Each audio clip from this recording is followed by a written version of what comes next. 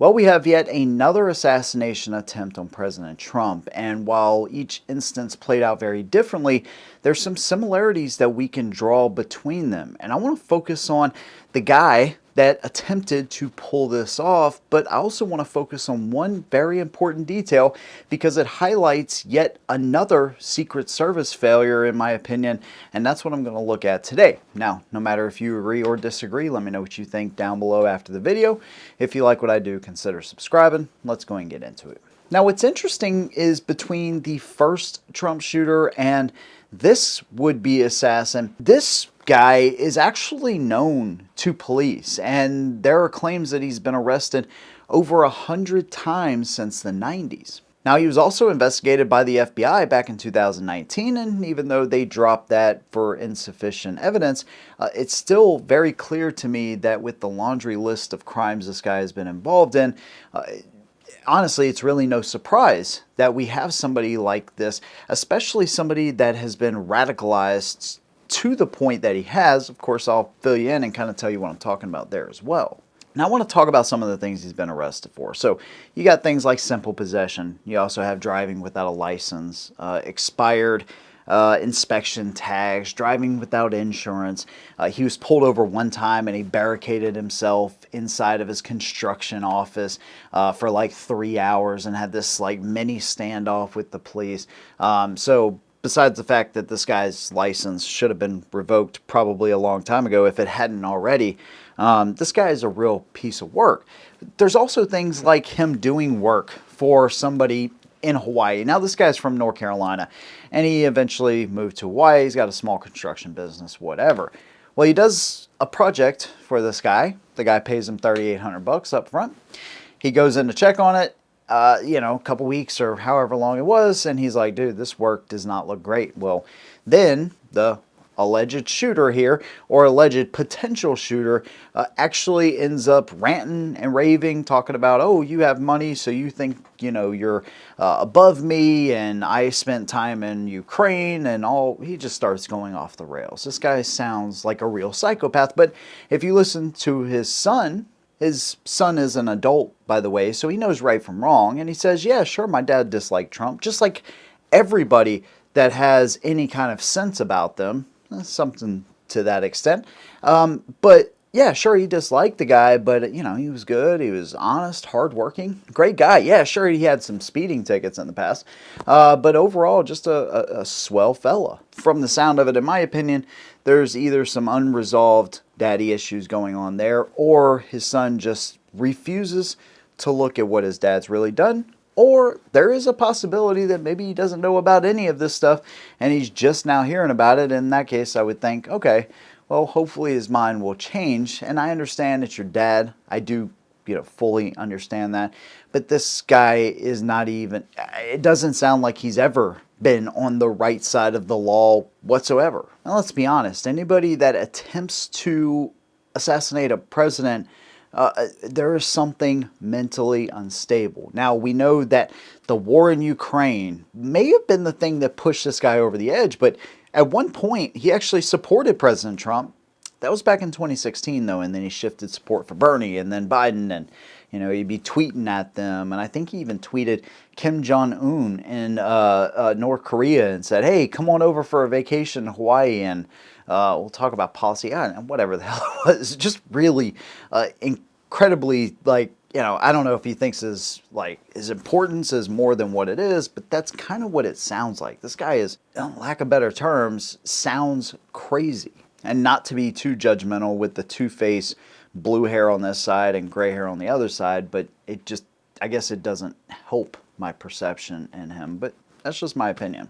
Now, he was also charged in 2002 with a weapon of mass destruction. Now, this was actually, I guess he had possession of some kind of full auto. Now, I'm not sure what the circumstances of that are about. Again, was this some kind of family heirloom that was, never registered, pre-1986 gun?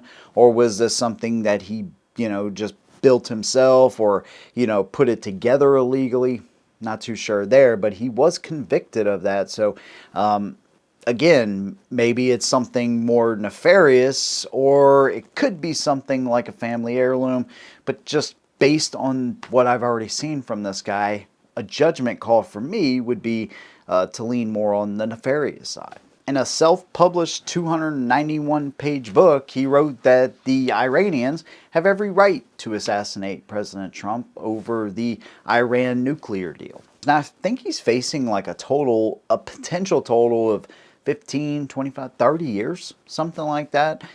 He is a convicted felon in possession of a rifle. By the way, it was an SKS that was confirmed after my first video there, which is a 7.62 by 39. Same round that an AK shoots, but it's the predecessor to the AK developed after World War II, or right at the end of World War II. But regardless, felon in possession of a firearm. Also, the serial number was ground out of that gun as well, and of course that's a felony. And they said potentially making threats towards a former president, how having a gun set up with the barrel sticking through the fence, pointed in that direction, waiting on Trump. Plus, the thing I'm about to tell you is not somehow incorporated into these federal charges. And how that's not a threat is beyond me. It seems like, that would be 100% something that they would focus on as well. This seems like a clear threat to me as well. But then there's one more piece of information that when I heard it, I was like, there's no freaking way. But unfortunately, it is real. This guy spent 12 hours at Trump International, hiding out in the bushes and just kind of lurking around, as they put it. Now, the media had said, well, this wasn't an event that Trump had planned or announced, and it was an off-the-record event, right? But that seems almost like the perfect time then, because if you have a 12-hour, right, notice or window that you can fully set up, it's amazing. It is literally only by the grace of God that this guy did not set up somewhere else, or he had the inability to set up somewhere else. Maybe he thought this was the perfect spot, or maybe he just thought because of the coverage and the bushes and the vegetation that there's no way any sniper would be able to see him. And again, only by the grace of God did they actually see that barrel sticking out of the chain link fence there. He was ready for a fight too. He was ready to record the whole thing, right? He had the tiles in the backpack, and he had the GoPro strapped to the chain link fence. By the way, GoPros, you have a really wide angle lens, so although it does great for your POV, doesn't do too great far away distances. Being able to see that distance with a GoPro, or at least see your target down range, highly unlikely. Either way, his intentions were clear. He wanted to record himself eliminating President Trump. Simple as that. And the fact that he was able to sit in the bushes for 12 hours, no drone surveillance, no Secret Service walking the grounds before Trump went out there, even with limited resources like they continue to claim, this is yet another failure for somebody at the Secret Service. Again, not talking about the guys that covered Trump up quickly, and not talking about the sniper that took the shots.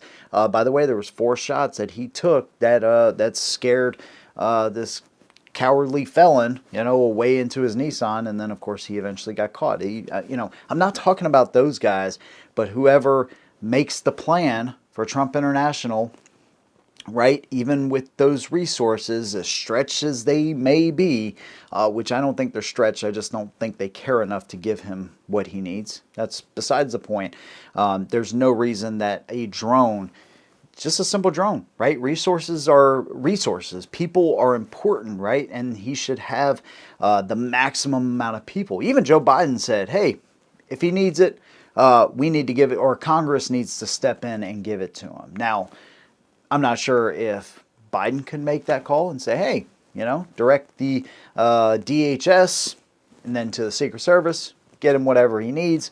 Again, I'm not too sure there, but regardless, he needs more people. But drones is an asset you can utilize, and that will take the place of how many people, right? Eyes in the sky is better than eyes on the ground a lot of the time. So again, it's just unfortunate that people that are in charge of the plans, however that looks for an off-the-record event, didn't take the time to see a guy hiding out in the bushes for 12 hours. There you go. That is my opinion. I think the Secret Service failed Trump once again because that detail right there especially was one of those things that I just thought was unacceptable. I want to hear your opinion though. No matter if you agree or disagree, let me know what you think down below. If you like what I do, consider subscribing. See you in the next one. And as always, hold 'em down.